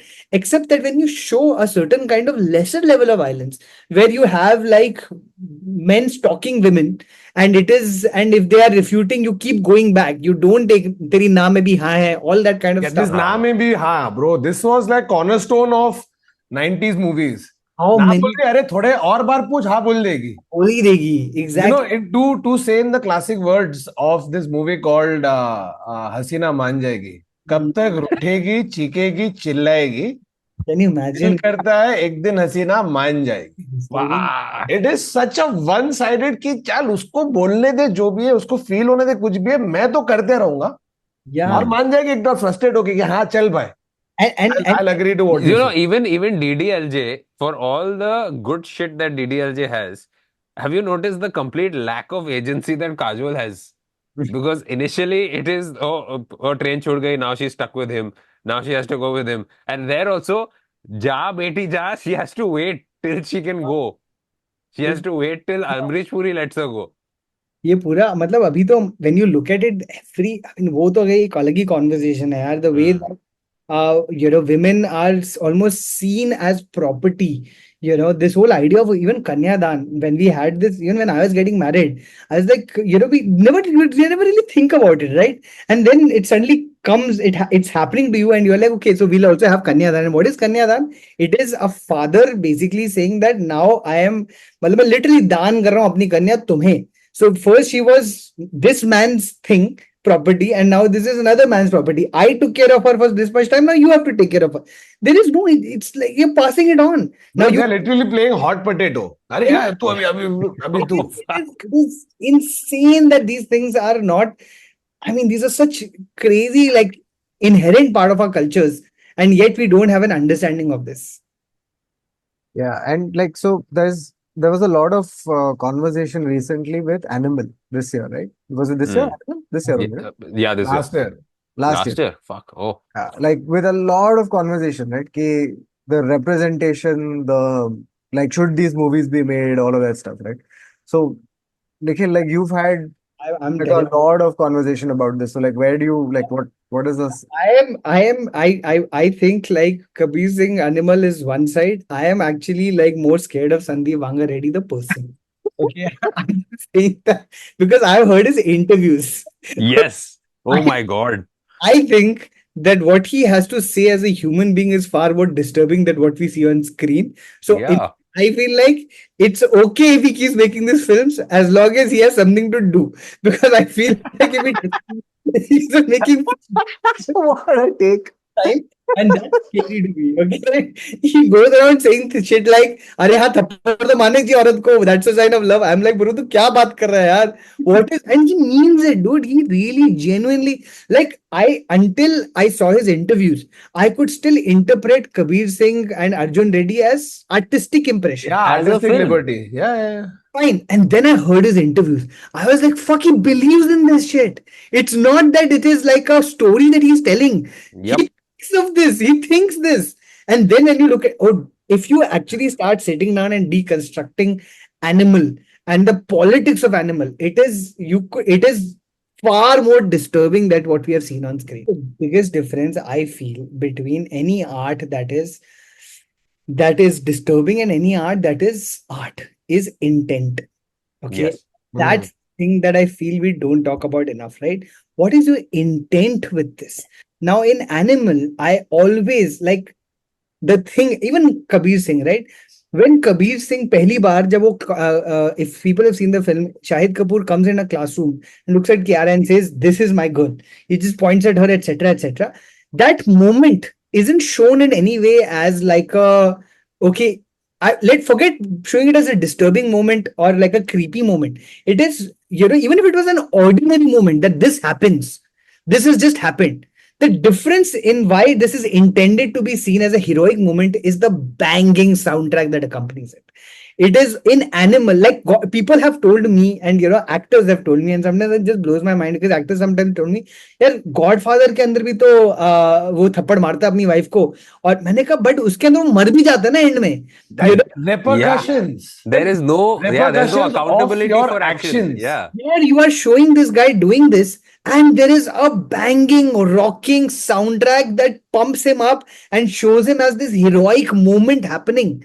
Like in Animal, repeatedly he does bad things. His wife says that you are wrong, and then he gets angry, and then they have sex. Like, what are you saying? What are you saying about? I don't even like. That's what I'm saying. For me, disturb when I deconstruct Animal, it is far more disturbing what this guy thinks. See, To I review would, like, bro. I would To get review behind like- that idea that this To is review a like horribly 4-word toxic- review of Animal. He says something wrong, wives tell him something, he slaps her, he gets angry, they have sex. Fin. It's a toxic relationship. You can go like, okay, they are trying to show a toxic relationship, but then you're ghumaying and saying the director's intent in how he thinks is the problem. It's not just, oh, look, I'm going to show through art what a toxic relationship is. It's not that. It's somewhere this weird reality in his head that this is what a relationship is. That Yeah. is And scary. that's sad to me. More than scary, I also feel like how, when I like, and I, no judge, I mean, I've already judged him enough, but no judgment. I like it's अभी very क्या- late in अभी this तो निकाल, episode. तूने dam खोल दिया भाई. Nikhil, अभी डैम तोड़ दिया तूने, अभी निकाल तो सब. Yeah, no judgment. That's like putting a No band-aid on a judgment for dry him, wound. but he's putting a bandit on a dam. Dam बस हुआ, क्या करे उधर तनेजा बैंडेड लेके पूछ, नहीं मैं इसको Okay. What I meant to say, what I mean to say is, I also kind of feel like, for me, I find it so sad that this is actually the worldview of so many people, right? Like, what? And again, I'm not saying that this is an individual over here. I'm not talking particularly about Vanga Reddy, right? I'm talking about this ideology. And as you said, that this is a toxic relationship for a lot of people. This is what life is. And for me, that's what I feel so bad about something. When I take like a bird's eye view, I'm just like, what kind of a life do a lot of people lead? That where you start believing that violence is just like part of love. What have you seen growing up? What has been the instances around you, the circumstances you've been in, where you think this is a completely normal way of expression and there is nothing wrong with it? Arey, it's a part of love. एक थप्पड़ क्यों नहीं मारते दूसरे को? भाई, yeah, the idea that, a lot of people go like, this shouldn't be a hit movie. Or no, I understand the fact that if this is a hit movie, there's something systemically wrong in how we are viewing relationships. That you should talk about, not about ये hit नहीं होनी चाहिए. अरे वो hit हो रही है because there's something wrong in the other side there. क्योंकि पब्लिक देख रहा है ना, पब्लिक को मजा है, Yeah, दोनों this बार is जा रहे हैं what- देखने. This is what they see love as. So maybe that is something we should think about. on the road shows that I went, we spoke about Kabir Singh, and this was during that time. And there were girls coming and telling me, but I loved Kabir Singh. And I'm like, Yeah. why do you love Kabir Singh? And they were like, अरे but यही तो होता है. I'm like, कहाँ होता है? अरे मेरे पापा मेरी मम्मी को रोज मारते हैं, but उनको ऐसे थोड़ा ना कि प्यार नहीं करते. I'm like, अगर अब this, they've obviously seen this in their homes. Homes. My father has hit my mother, but he also gets gifts for my mother, which is so clearly that's fine. That is how relationships are, and which is why we need to change this idea. We need alternatives, and we need to have other narratives out there. So You meant to say like the girl or whatever, the example of the father hitting you, not your father hitting your mother, na? Huh. exactly. Just clarifying that, huh? Just because out of context, yeah. Example, yes. Yeah, like there's the other thing, right? Boys should only like action movies, right? There is this. Yeah. I have friends who subscribe to this notion कि अगर movie थोड़ी भी emotional है, अगर movie थोड़ी भी like if like they would much prefer, like I'm a guy who only watches Fast and Furious, मेरे को मजा आता है वही है मैं, right? And the thing that I find odd about that is that like there is a lot of fun to be had in just mindless like maja violence, action, all of that. But there are a bunch of other types of masculine portrayals, right? That don't get as much airing and viewing, right? And there was one other thing that I found very funny. I'm guilty of that, bro. Yeah. When it gets too emotional or sappy, I don't want to watch it. It's got nothing to do with, it's less manly or more manly, none of that. I'm talking about from a cinema. It's bringing up shit you don't want to No, deal with Thakur, right now. I I would rather just watch this awesome choreography with a gun and gun. That's so- मैं John Wick So तीसरे what- बार देखूंगा So लेकिन this is सारे the- मुझे this हो is गया the- अरे यार नहीं Can I tell you something? I was just thinking about this. A friend of mine, like there was अभी कुछ musical निकला था. So friend of the musical, मैं नहीं देखता है, भगवान, yuck, it's a girly thing, right? And then he's happily gone and seen John Wick. What is John Wick? John Wick is a musical for men. Yeah. It is dudes doing high-end choreography High-level set to banging choreography, music. yeah. That's what it is. It's literally that, and it's the same shit. You're just like, there's choreography and then there's a little bit of plot and then choreography, right? But you won't look at it that way. You don't want to like, dude, some of the things, by the way, some movies where I have also done the same thing, meaning in the sense like, it's not for me, maybe I don't want to. But when you eventually get down to watching it, it's like, oh fuck, this is a gut punch. Like and in a very sentimental way. Like for example, Nikhil and one of our favorite movies, and now people have started saying it's so problematic, etc., etc. Is which is the Christmas movie? The How did we watch? Love Actually. Love Actually, of Love course. Actually. Love Actually, right? I oh thought you mean Die Hard. Salame Ishq. But Salamesh, correct. we didn't watch Die Hard also. We've watched Die Hard a bunch of times, but okay, yeah, Love Actually also. Yeah. Love Actually, right? And that's another movie that I would not have like watched because it's a rom-com and it's not meant for. Friends with me, so you didn't have an option because I used to love No, watching. but exactly. Like the point is that I saw it and I enjoyed it so much. I Yeah. enjoyed it so much. It was just so good. It just hit me in the, got it. Man, You know what's weird is the writer of Love Actually and Mr. Bean is the Yeah, same. same guy. Same guy. Richard Curtis. Nikhil's met him. Oh, yeah, he's actually he's a producer of the series that I made called Man's World. So we worked with him. Yeah. So for Man's World back in the But and- Nikhil, we've been talking about Bollywood now so much. From the beginning of the episode, बात चल रहा है. तेरे पास एक story है जो तू बोलने वाला था. बोल दे अभी.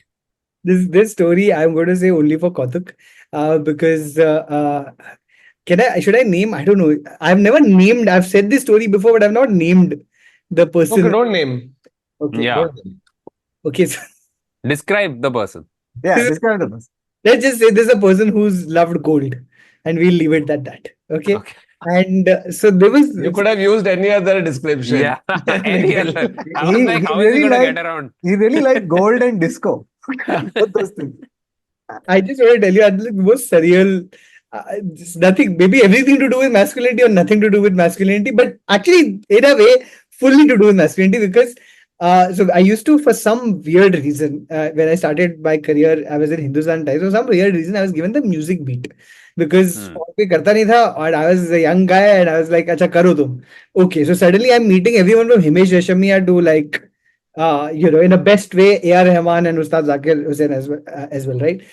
And then in the middle of this, you have. So I had a lot of these musicians calling me and saying कि हमारे interview लो.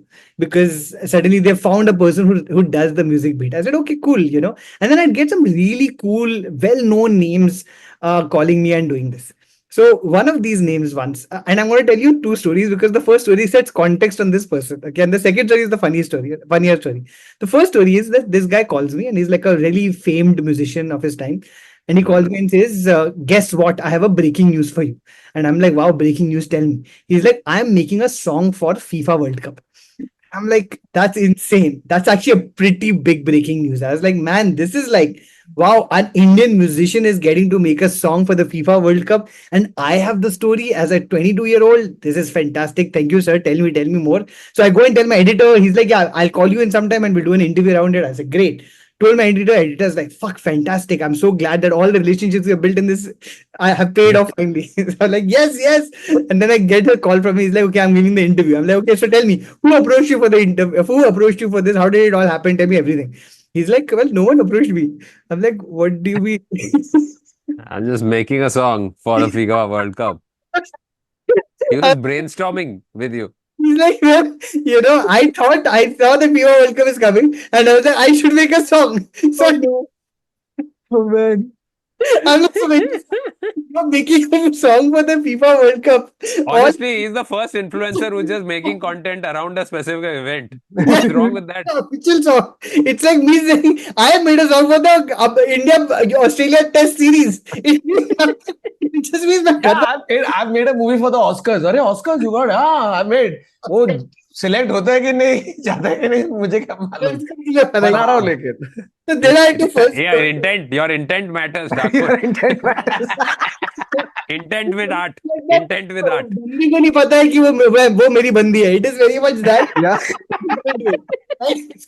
FIFA को नहीं पता है कि मैंने गाना बनाया. So now I had to first go and in a very embarrassed way tell my editor that sorry, so I got it wrong. He did actually make a song for the FIFA World Cup. He just made a song and he dedicated it. So he's also like, "Ki tu kya chudi aadmi hai?" So my editor judged me a lot. And then I was like, man, I have to be very careful with this guy. His stories are not. And then a few months later, I get a call from him, and it's an even bigger story. And now I am like already in a skeptical edge, but this is legit. He calls me and he's like, guess what? I am in America. And you won't believe who I am with. And I'm like, who are you with? Okay. He's like, I am with the guy who's produced Michael Jackson's top 5 albums. Okay. And I'm recording a song with him. Now I know of Quincy Jones and I'm like, are you with Quincy Jones?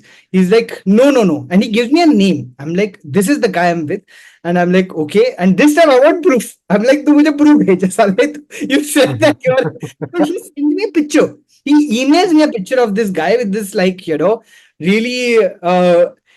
really good looking, tall African American man. And I'm like, well, and in the music studio, I'm like, okay, all seems legit. I was like, theek hai, mujhe naam do. And then I take the name down and he tells me this entire thing, that this is a guy who's done 5 Michael Jackson albums and etc.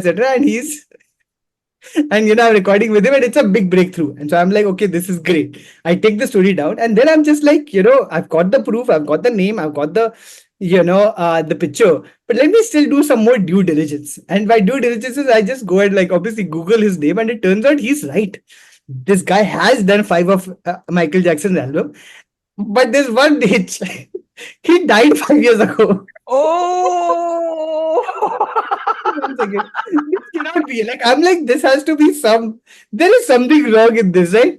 And I am like, and I go and I search, is Wikipedia wrong? Is Google wrong? Because he couldn't have died, because this guy is. Oh no. It turns out that this is another African American gentleman who is also like a musician, but is not this guy, because this guy's died. So the name he gave me is of a person who's dead, and the person whose picture is in me is some other person who's clearly alive, but it's not this person. And I'm just like, what is happening? And Did they have the same name? What nothing in common. There is no same name. He's literally the guy he described to me was Michael Jackson's producer, but this is a guy who died. And so he was with some other random African American guy, and we don't know who that is. And he recorded a song with him, and he told me that now the cherry on this cake of this story is that I went to my editor. I said, again, this guy has pulled off this random story with me. Now what do I do? Because I know I've burned twice, right? He's like, why don't you just write about the fact that I said, I was so angry and irritated. I was like, kya khel raha mere saath? So I wrote a story that musician collaborates with dead Michael Jackson producer. That was the story. Okay, dead Michael Jackson producer. I wrote the story and it got published, and I was like, अब जो होगा देखा जाएगा. I was also irritated कि बार-बार मेरे को ये उल्टा सीधा न्यूज़ देता है. And guess best part, he get a call from that guy and I'm like, and I was like, now he's going to be asking for explanation. How are you talking dead or whatever. And then he calls and I pick up the call and he's like, I saw the story. I was like, yeah, sir. Matlab, main kya bol raha? I was ready for an explanation and fire back. And he's like, great story. I loved it. I put it on my website. And then he had put it on his not read it. He's not read it. Website. It was Oh, a story of shit. it said musician collaborates with dead Michael Jackson producer, and he's like, yeah, that works for me as long as I've gotten footage. All publicity is good publicity. So this is Why? you had That's to hilarious. actually bring Bollywood masculinity down to one story. I think this is a great story to kind of explain what masculinity in Bollywood is. कि कुछ भी Really. चलेगा तू मेरा बस नाम छाप दे भाई. नाम नाम छाप छाप दे। दे मेरा। Nice one, bro. Amazing. Superb. I think on that note, should we wrap? Nikhil, is there anything you'd like to promote on your YouTube that is going on? Any new work that you're doing? Please let Yeah. the fans know. I mean, Be a Man Yaar is 2 seasons down, but we have done an end of the year special. It's got a bunch of really cool people: Jaideep Alawat, Apar Shakti, Ali Fazal, Varun Grover, Sparsh Srivastav, and Abhay Verma. And it's like our first Be a Man Yaar roundtable. So Superb. check it out if you like it. But And I was there for the live taping of this conversation, and I can vouch for the fact that you should listen to this. There's some amazing points that were made. It was a really, really fun and informative thing. So do check it out. Some of the stuff that we've talked about in this episode, you will find in greater depth in that thing as well. So if you like this, you should check that out. Mm. Awesome. And make sure you like this channel, like, share, subscribe, comment, engage यार, में ये इधर भी शुरू में करो, बोलना ठीक चाहिए। है? Please, स्टार्टिंग में बोलना चाहिए था, वापस एंड में बोल रहे हैं, तो जो भी यहाँ तक टिक गए, make sure you like, share, subscribe, share the videos with your friends, family, etc. And yeah, I think it's by the time this episode comes, it's going to be time for Christmas. So Yay. Merry Christmas. बहुत मजा आने वाला है, तो आप लोग संभाल के करो, मजे करो, पार्टी करो, केक खाओ, रोस्ट खाओ, and हाँ. I want to ask Kautuk, since he called me after 7 years, has this been worth the 7 years wait? It has fully been worth the 7 years. Yeah, you've In been fact, worth every minute of it, because remember, when a lion is fastest only when he is hungry. No, a lion is running fast. Actually, this is how Salman would have tweeted it. Good. in fact, Nikhil, this episode was so good that I want to dedicate it to the FIFA World Cup. It is Yeah. just We have made this episode for the FIFA World Cup. We have made it for them. It's not no idea. But FIFA, tera naam hai Chika. Awesome. Nikhil, thank you so much, man, for taking time out and joining. This was a really, really fun chat. Yeah. We'll hopefully have you again, not 7 years later. So thank you once again, and best of luck with everything that Yuva has planned, and for many more seasons of Be a Man. Thank you so much, and we'll see you guys again next week. Until then, it's goodbye. Take care. Tada. Salame ish.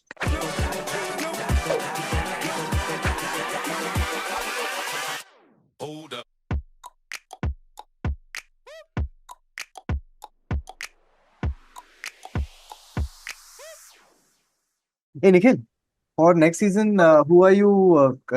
Tell us any people that you're calling. Can you reveal any names?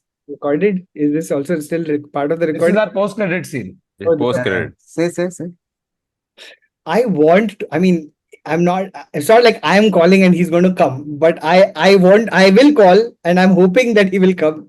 I mean, Shah Rukh Khan Shah is Rukh Khan. Oh, Yeah. oh. on the But show you know who I really want to see on We Are Man here? to see on. Sandeep Reddy Vanga. Ah. I feel I need you guys to meet. I have a feeling that he knows I exist because I've tweeted a lot about him. Yeah. I'm not important enough for him to tweet about me. So I feel like, the day he actually tweets about me is the day that I know I have made it. To relinquish your He's Indian not going to citizenship. tweet about you. In his next movie, there's going to be a character by your name who Yeah. the lead actor beats to a pulp. Yeah. Nikhil Naneja. For 21 minutes. It's like, the movie was fine, but this is a 21-minute scene where this guy's just beating Beating. one guy.